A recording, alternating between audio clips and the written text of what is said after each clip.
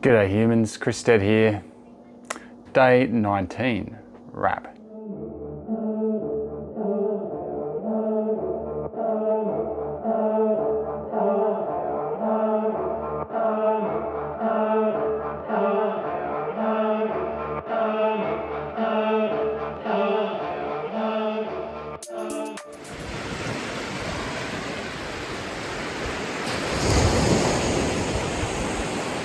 Interesting day. So this is a moving day for us. So we had to, we're leaving Sapa and going to Halong Bay direct. So it's a big day. It involves an overnight train and then a long drive out from Hanoi out to Halong Bay. But because of that, we had a late checkout. So we were checking out at 6 and then we're getting picked up, taken down to Lao Cai. I think it's pronounced Lao Cai. City, which I didn't actually realise how close it is to China. Like as we were coming down the hill, the driver was like, "There's China right there." I have been to China before, but it was cool for the kids, to think that there's just China, there's another country right there, which is obviously very weird for Australians. That there's going to be another country right there. There, that piece of dirt right there is another country.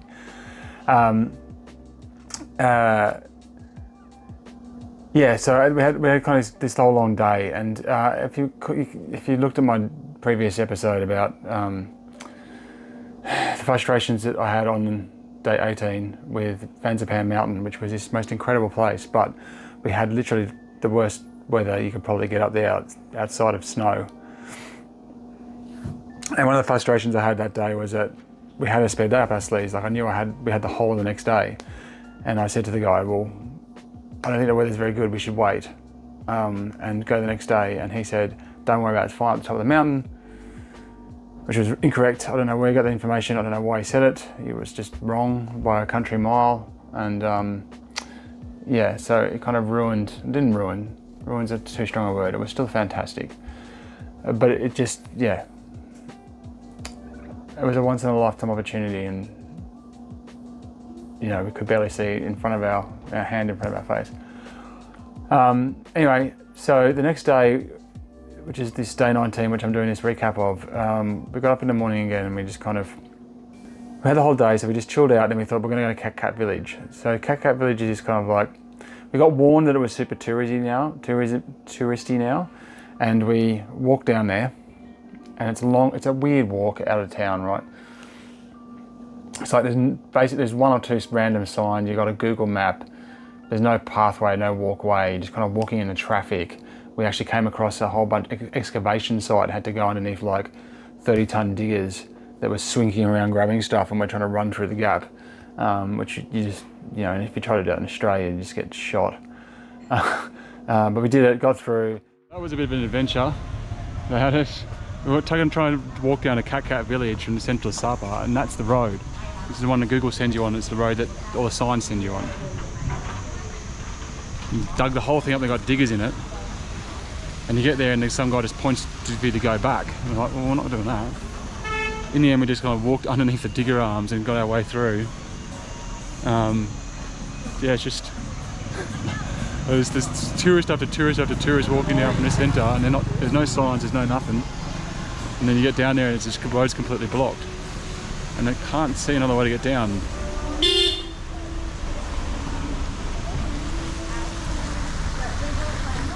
And we hadn't got very far before my youngest was already kicking up a huge fuss, having a temper tantrum,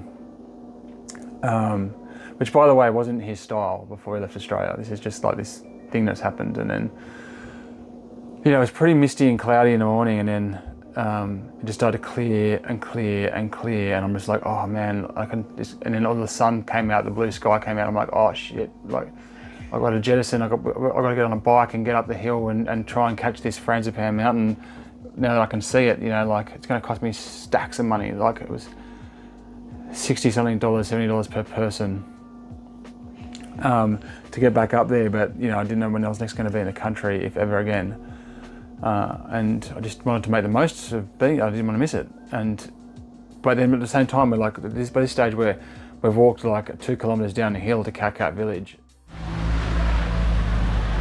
This cat walk is not how I remember it. It's just like chaos trying to get down the hill.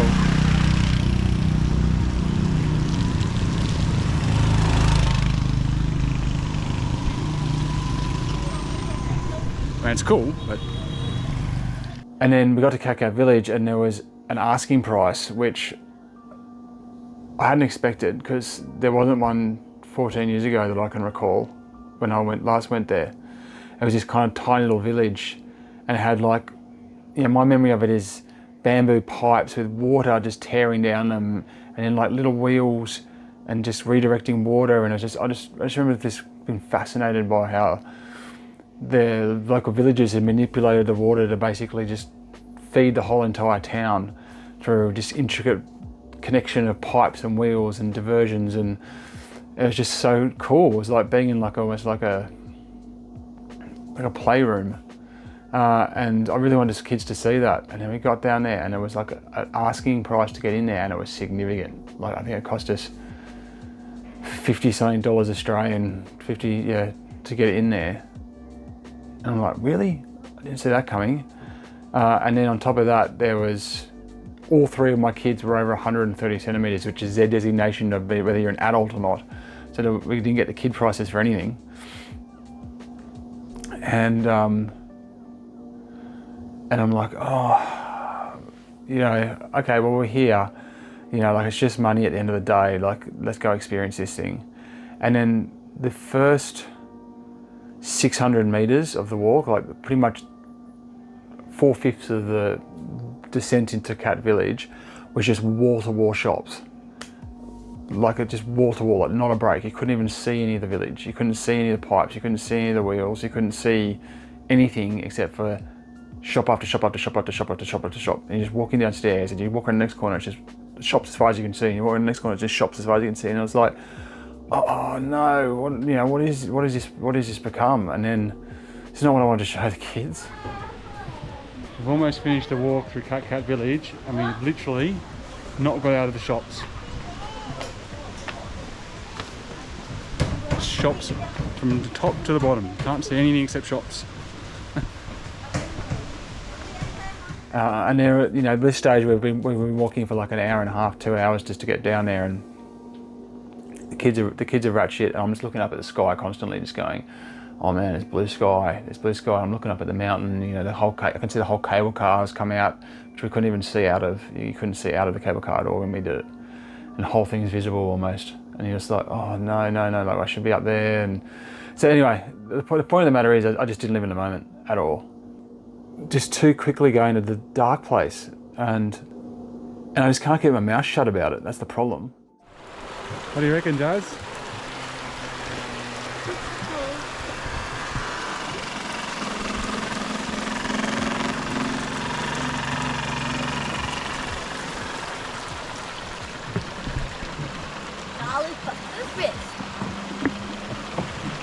Kids are picking up on it, and they're kind of, they're like, Dad, look, there's even more blue sky. Should we get on a bike? Should we go? And I'm like, no. This is what we're doing. We're doing this. Anyway, eventually we kind of got out of the shops and we got down the bottom, and it was really lovely down the bottom, like where the water comes through. And there was kids there doing a dance, and a traditional Balinese dance, they call it. It's a traditional Vietnamese dance. And it was like they had pop, like just modern pop music blaring, and these kids dancing, but it's still cool.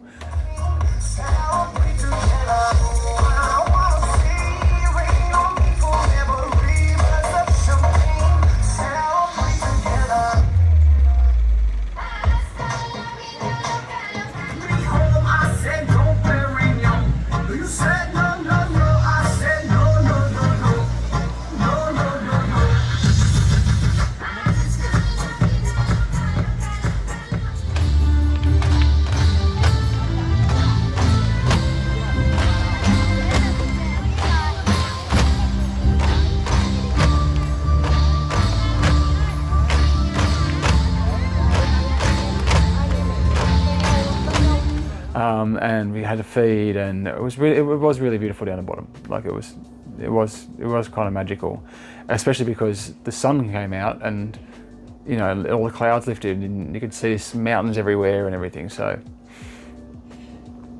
it was still kind of cool. And then we kind of, you know, we left at a time when it was too late to get up the mountain to Fansipan. So I was still kind of hedging my bets. I was kind of like, look, at the end, I'll just jump on a bike. I'll just go up there. Take my camera up there and just kind of get some shots, and take the drone up there and get some cracking drone shots. And I can still do this. And then I found out that they let the last pedal up at 3:30, and I kind of came out, grabbed a taxi, went back up the hill to like the hotel, and then it was 3:23, and I was like, I can't do it. I missed it. What? No. Well, we can fit if we're desperate.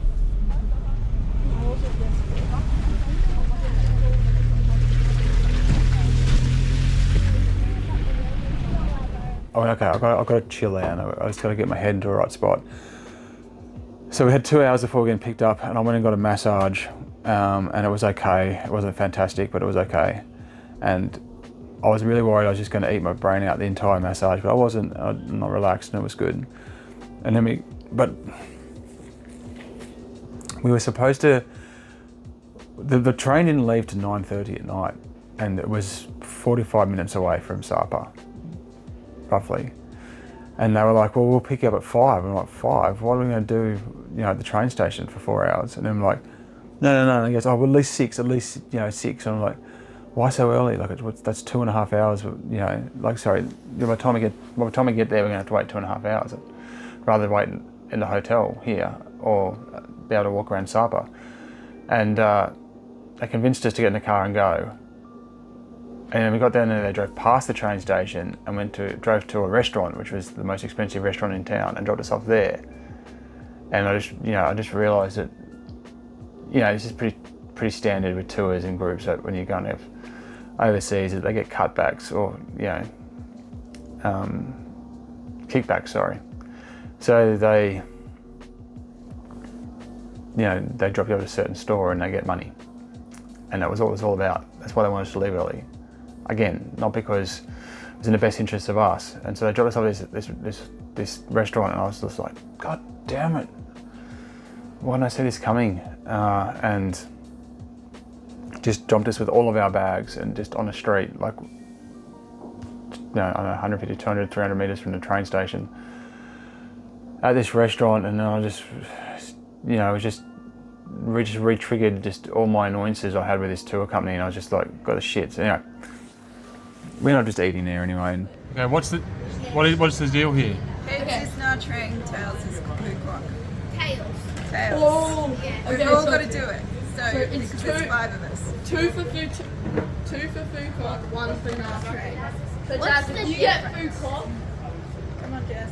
Jazz, if you Okay. get food court, that means we're going to food court. If you get not trains, it's up to For Jazz. fun. Okay. Tails is tags is fruit cut. No, heads is not train, tails is food court. But I want to mix it up. No. Fuck. Okay, what do you choose, Dad? I don't know, man. Let's see what fate says. Okay, go, Jazz. Choose. No, flip the coin. You're going to choose, honey. It's up to you. Flip the Do you give it to me, coin. heads or tails? How do you flip it? Oh my, you put it like this, flip it, catch it, and then put it on shit. Try again. Okay. It's heads! Which one's tails, which one's heads? The one with the head is heads, the one with the tail. It was The heads. one Oh, with the money is tails. Okay, so it's up to Heads. Dad. oh my dad. I'll hold the video. So Dad's going to flip the coin. Heads is not train, tails is food court.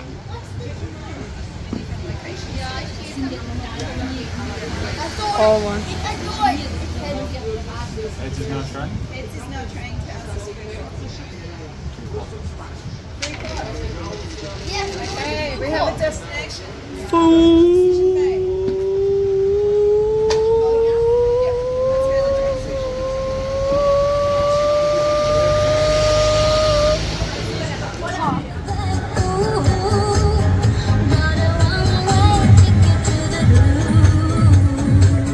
Jumped on the train, got no sleep because I'm too big for the bed, and this train had some sort of problem, so it was just banging the whole entire night.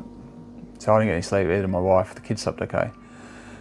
And got through the day, but while I was lying there in bed, I just kind of went, I've got to break this like on a loop that my head's in. And I don't know how I ended up here. I don't know if it's because you know,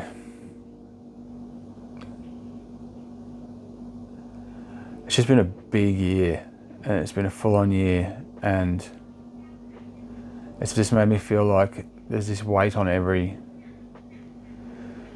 moment, and it's exactly what I was trying to get away from by coming on this trip, was to just throw it all to the wind and just kind of go, no man, just go out there and just live your life and don't worry about it, and just chill out and be with your family and just have this experiences with the kids and your wife, and I've just really been struggling to just keep finding these dark spots inside me that are corrupting the way that I'm thinking, but on top of that, they're impacting the kids, definitely impacting my wife. But I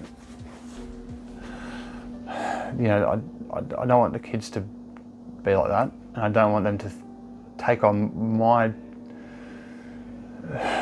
the way that I think about things as being the rule of thumb. I want them to come up with their own analysis and their own thoughts and decisions and decide for themselves whether or not, to get their own perspective. And I don't want them following my perspective just because I can't shut up. So I wrote down a list of the things that I don't want to do anymore on this trip. And they're like, I don't want to complain, I don't want to see the bad side, I don't want to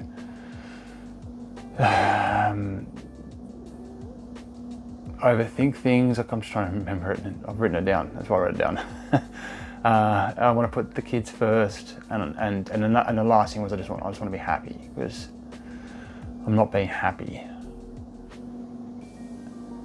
And people who I think people who know me and definitely knew me, 20 years ago, 15 years ago, would say it's not what I was like.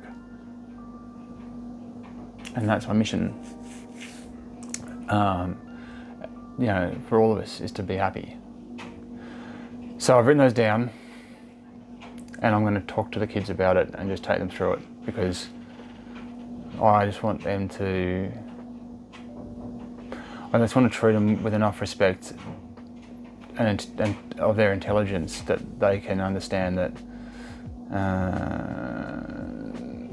that I'm not perfect, and I don't want them to think that I am, and that people, everyone's just got these things they've got to get through and work through in their heads and find a solve for. So I'm going to talk to them about it when I get a chance, and just give them my list and ask them to help me work on it, because those are the things I don't want to be, and I, especially in the last week, have been. And it's not making me happy, and it's making me a bad dad, which is not making me happy. Yeah, but Halong Bay, man, Halong Bay. I can't wait for them to see it. All right, check you later.